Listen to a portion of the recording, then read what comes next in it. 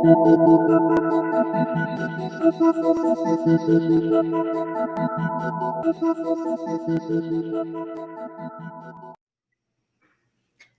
everyone. Hey, Ardis. Hello, hello. Good morning, everybody. I'm Erin. I am one letter away from Eric, but he's irreplaceable. So if you're used to watching Eric on In Your Element, we have a new co-host here with Ardis, and that's myself. I'm the head of marketing at Element, and I've been with Element before it was even Element. So working on it as an internal project and seeing it grow all this while. So I'm happy to be here, excited to fill in. They're big shoes to fill, Eric's, but I think this is going to be a lot of fun. And Ardis and I have been talking about all things higher ed and technology for years now. So I think we have a lot to say and listen to. We can even say that you're the original E. So that's true. We could say that. Yeah, we could say that right now. Well, hello, everybody. I'm Ardis Kadiu, CEO of Element451. So today is a news show, and we're going to talk about a lot of the things that are happening in higher education and some reports, some really interesting things that we've kind of compiled for you today. The first thing that we're going to start with is obviously give everybody a little bit of an update on what's happening with vaccinations, and being that today is the first week for a lot of institutions on campus, especially some of the Northeast schools. We are kind of tracking and we're seeing what's happening. So a lot of colleges are putting more and more restrictions in place around not students being vaccinated. What you see in here is that the Delta variant has changed a lot of things drastically, and essentially what that means is that now schools are being more forceful around taking away some of the student privileges. One of the things that they mentioned in here is about taking away things like Wi-Fi and access to the school, and giving them some timelines around being vaccinated. So the carrot that the schools have used quite a bit on the process to getting their students vaccinated is it's kind of they're running out of time. So now they're taking the stick approach and essentially mandating it and taking some of those privileges away from students. Yeah, one of the schools I mentioned here in the photo is University of Virginia, which I actually am in Charlottesville. So familiar with that school, and yeah, 200 students were just removed from the rolls, which is pretty drastic. But I don't know, Ardis, do you think that matches what we're dealing with here with Delta? Are there other ways that would be as fit the stick approach, but maybe less severe, considering what college means for students in their whole lives? What happens next? You're removed from the rolls, and then you come back. Do you lose? What happens? Yeah, and that's kind of one of the things that some schools are doing is that they have a timeline in place, or they have a mandate in place, and one of those was November 15th. I forget for which school specifically, but having a timeline and having an approach where you're not automatically being thrown out, that might work a little bit. But also remember that not many schools have an option to go online, right? So a lot of the classes that traditionally were last year were all online. Now they've all kind of either come back to on campus, and they're not doing the hybrid approach. So you can't say, okay, you can come to campus and take the online classes. So it's kind of this severe break there. Personally, I feel like the vaccine is very similar to a lot of the immunizations. We've talked about this before. There is no reason, unless there is a religious exemption or there is a medical condition, and one of the things that schools want to get it up to is about 90% plus, and that's one of the goals that we should be focusing on. Right. You can imagine where this vaccine becomes just like the standard vaccines that kids are required to start, elementary school, and it just becomes part of what's required, depending on how this all shakes out over the coming years.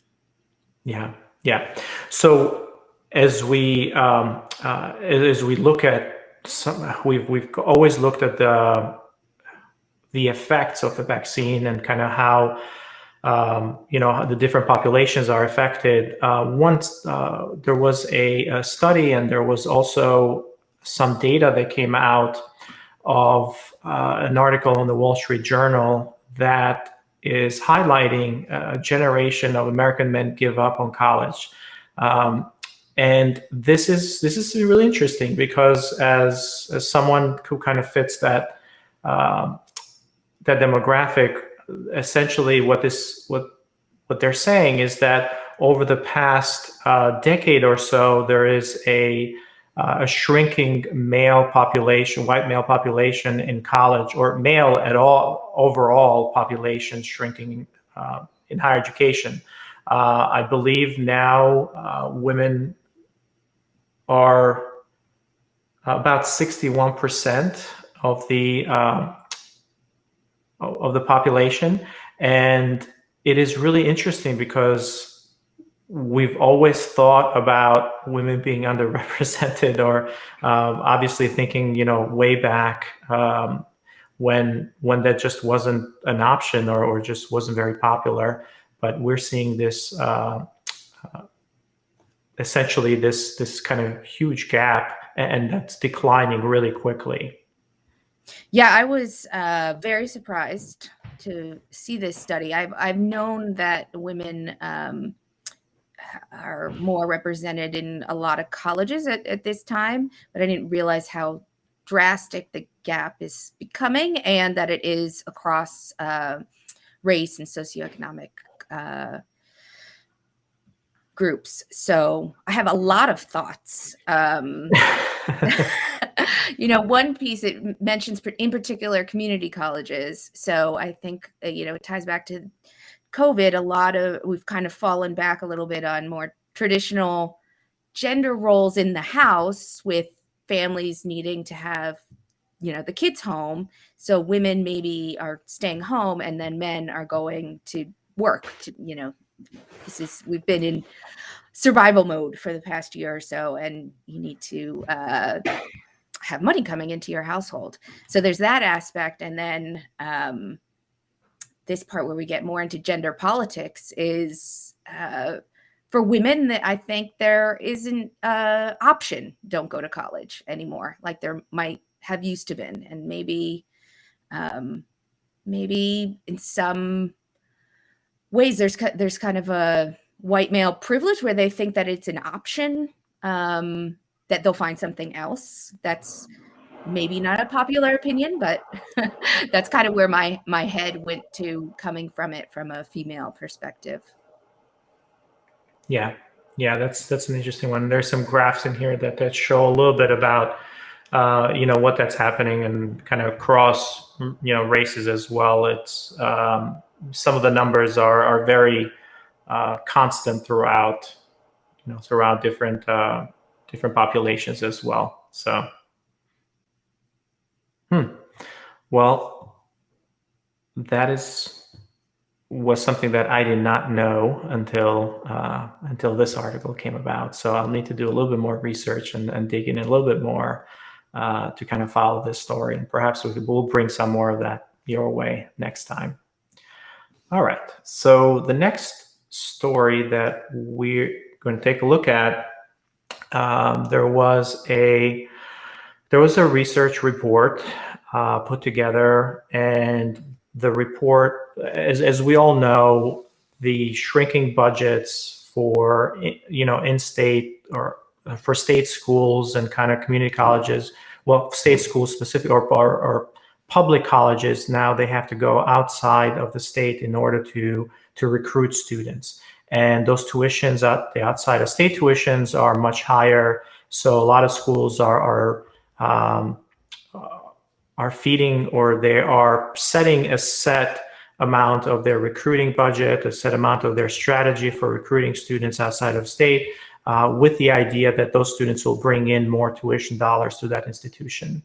Well, the study finds that in overall, as you think about the the recruiting, if you think about, the total cost or the total revenue that you're getting from those out-of-state students might not be as impactful, and might even be, the same or even lower sometimes than the in-state students as well. Now, this report, if you actually read the report, the article just says, essentially comes out with highlighting one of the findings, but there's a lot of nuance in it as well. So, Erin, what are your thoughts on this one?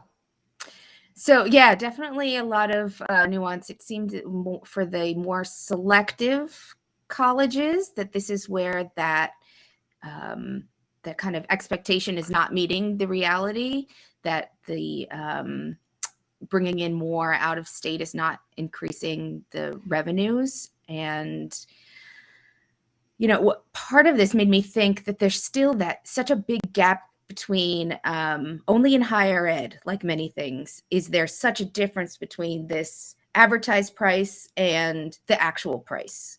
And yes. Are we going to, as we kind of look into these unstandardization of prices, and we start to see that maybe the expectations are not what we thought, are similar to standardized tests, when we look into it and see, this we thought this would be an indicator of how well a student is going to do, and it's just not. Do we need to take a look at pricing in general for colleges? It's very complicated. I know we've talked about the FAFSA here before, and it's it seems like it's very ingrained in the way that colleges work, but it's a ripe time to take another look, because I think it's so confusing. It's another barrier.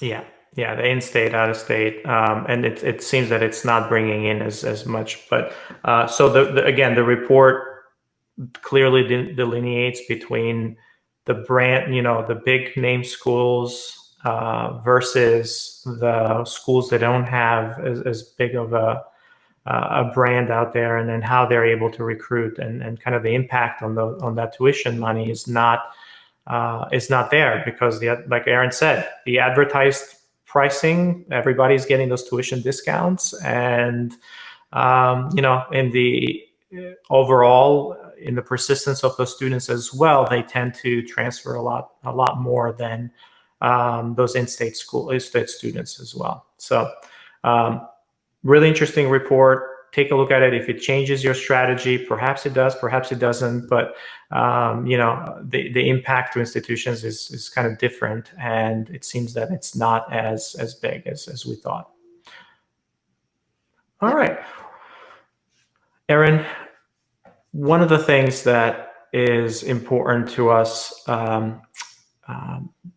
during this week, or at least as ex-New Yorkers, has been, it's 9/11 is one of those events that we always tend to remember during this time of the year.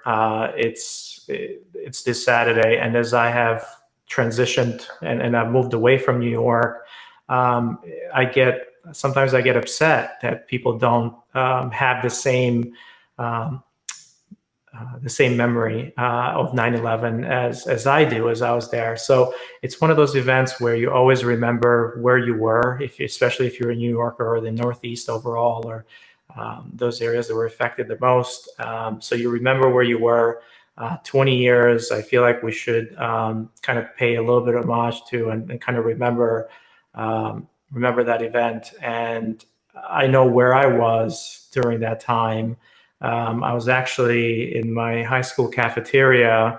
It was morning. I went down to get a bagel, and the person who was behind the counter, they said something was happening, and you go outside, and then you see smoke, and then you go and take a look at the television, and we had a special assembly. So it was really a big deal and a big event when you're so close to where it happened. So I don't know where. Maybe I can ask you, because you were in New York at the time as well too. I was actually, I was an undergrad. I was in Boston. I went to Northeastern, so I was doing a co-op. I was, the internship program that they have, and I was downtown though, so it felt like there was so much uncertainty of what all cities felt like there could be. You just didn't know. So I remember calling my mom and watching it all in the news, and I think school was canceled. We just had no idea what was going to happen, but I can't imagine actually being in this city, how that just is it's just a life-changing experience. Yeah. Well, I wanted to call that event out, and I wanted to end I want to end our show today, not necessarily in a down, but sometimes, remembering things, it's one of those things that we do. But thank you everybody for joining us today. Hopefully you have enjoyed Erin being here. She's going to be here for all of our shows going forward. Love it that I have a new co-host now, and she took the reins right away and introduced herself. I had a whole speech prepared, but just it was great. Erin, thank you, and see you next week, everyone. See you next one. I'll give one quick plug for Spike Lee's Epicenter's 3-part documentary that is on HBO Max right now, because the last episode is all about 9/11. And things that I had never known before are showcased there. So I think that would be a great a tribute to New York's been through a lot since always, but particularly this past year or two, and 9/11, of course. So one way to really hold that memory is watch that. So thank you, Ardis, and looking forward to the next show. All right, everyone.